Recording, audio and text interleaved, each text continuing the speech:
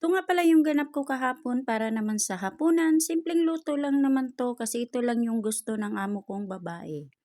Hello mga kakabs, meron na nga pala akong binalatan dyan na patatas, sibuyas, carrots at syempre meron ding itlog at saka atchal.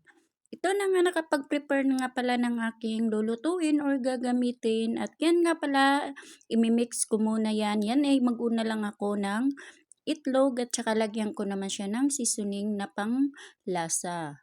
Ito nga pala yung aking ginagamit ay magic cubes lang, hindi na ako naglagay pa ng iba. At syempre nilagay ko na rin yung sibuyas at sal na aking hinihiwang maliliit lang.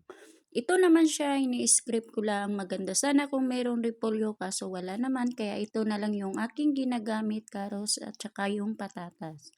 Ayan nga pala, pagkatapos naman ng pagmix, nilagay ko na nga pala yung iba kong mga spices para naman sa aking pagluluto. At yan, nilagyan ko lang din siya ng kaunting harina. Hindi ko na nilagyan ng cornstarch kasi ayaw ko talaga pag merong cornstarch kasi hindi nawawala agad yung mantika. At meron din akong ini-slice na patatas habang ako ay nag-i-slice, nagsalang na rin ako ng mantika. At nung umiinit na nga yan na ngayong aking niluluto.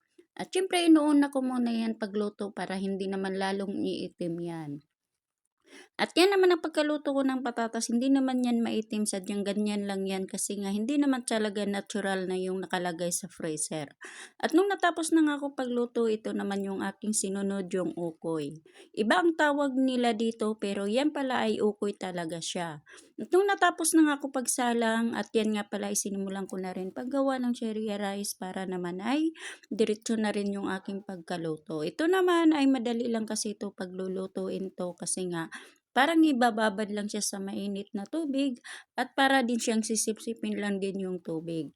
Ang ginagawa ko nga pala nito or yung pagluluto ng ganito ay lagyan lang siya ng mantika, tubig at saka kaunting asin. At ito na nga yung panghuli kong pagluluto, ayan na